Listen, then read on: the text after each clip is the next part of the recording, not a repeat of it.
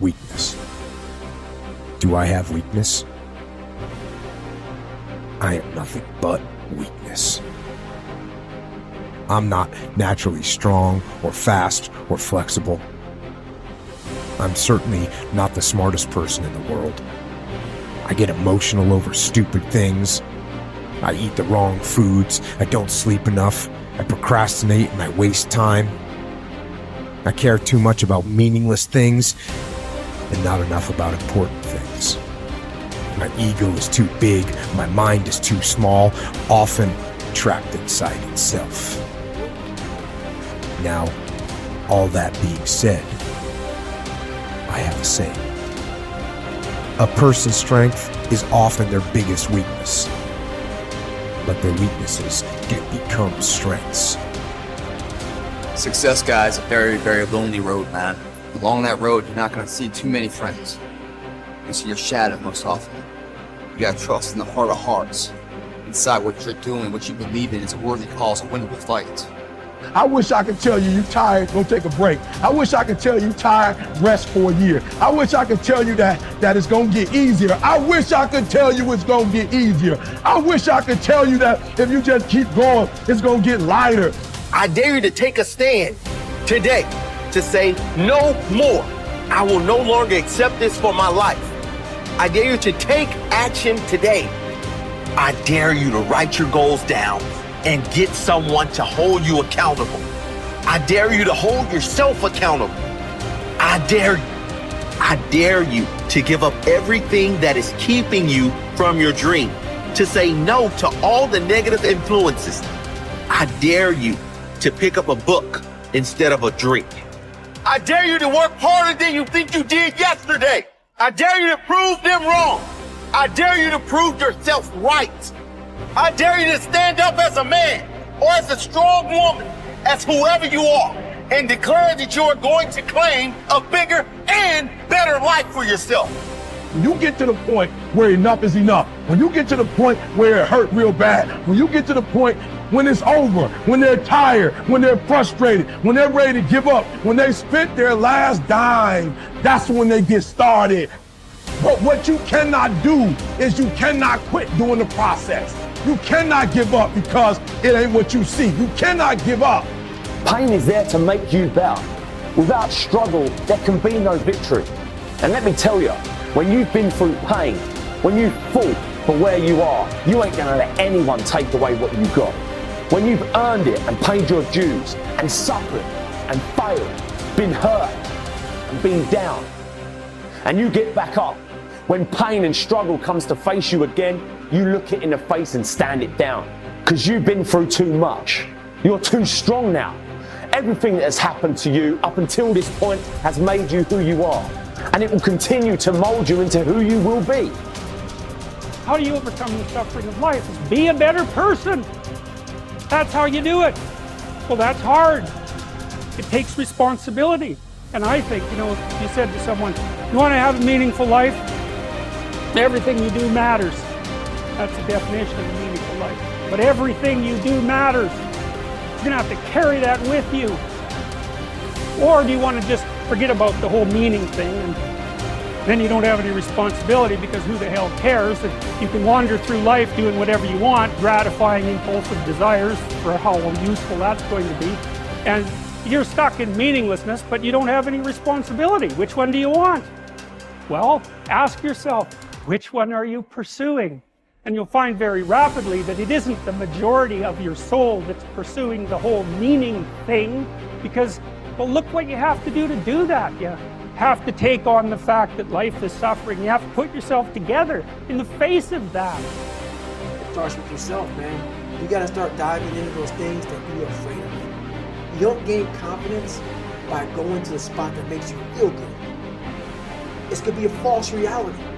And the second life gives you that challenge, all you want to do is go back to what made you confidence, or what gave you confidence, is that happy spot. Now, what gives you confidence, what gave me confidence, was spending years at a kitchen table trying to learn how to read and write on my own, realizing I can't learn the way you learn.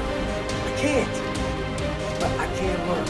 What gives you confidence, not being afraid, is overcoming the fear. I used to stutter severely bad. So right now, I don't know how many people are going to watch this. You know what gives me confidence? Is knowing I no longer care if I sit here and start stuttering again. That's what gives me confidence, is facing these things, overcoming them. And maybe not overcoming them every day, but facing them. And facing and facing. Pretty soon like this, oh man, this is where it's at. It's not in that comfort zone. It's in the discomfort zone is where my confidence is getting built. That's where it's getting built.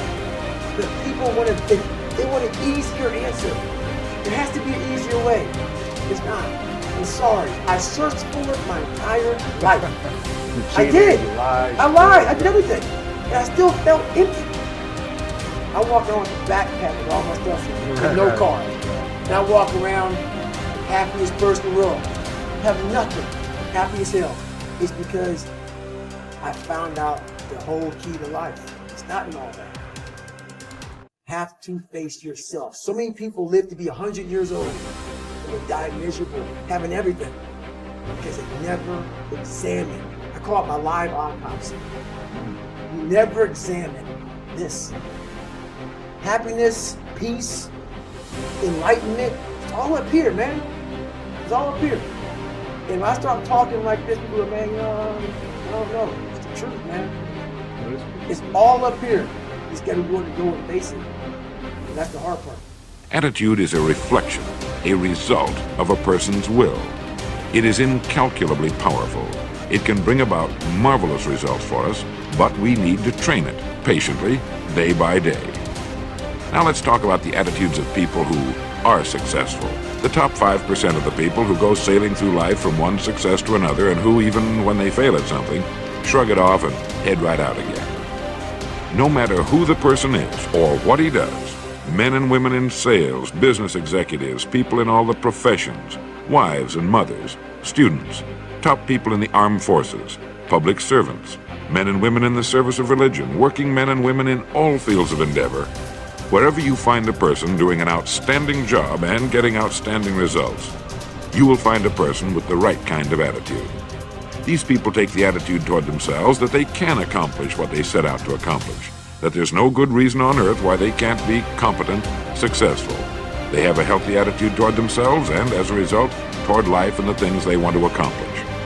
And because of this, they achieve some remarkable things, and they come to be called successful, outstanding, brilliant, lucky, and a lot of other things. They're quite frequently no more brilliant or outstanding than the majority of the people by whom they're surrounded. But they did develop the right attitude, and they found their accomplishments not too difficult, and many times surprisingly easy, simply because it seems that so few are really trying, really believe in themselves. Successful people come in all shapes and sizes and in widely varying degrees of intelligence, background, and so on. But they all have one thing in common.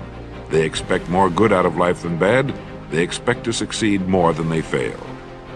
If you want something worthwhile, take the attitude that there are a lot more reasons why you can have it than there are that you cannot, and set out to earn it. Go after it, work at it, ask for it, and 9 times out of 10, you'll get it. Our environment is really a mirror of our mental attitude. If we don't like our environment, we have to change our attitude first.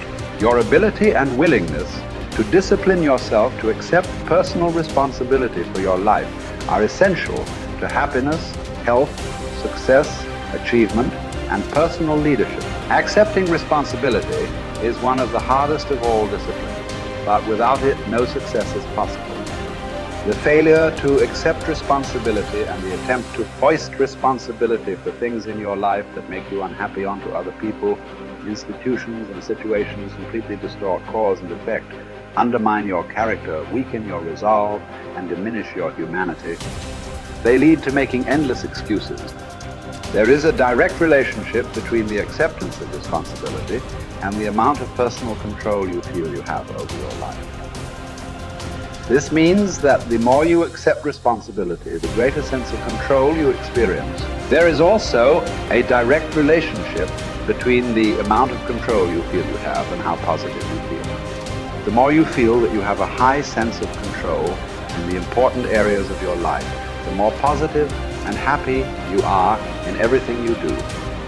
When you accept responsibility, you feel strong, powerful, and purposeful. Accepting responsibility eliminates the negative emotions that rob you of happiness and contentment.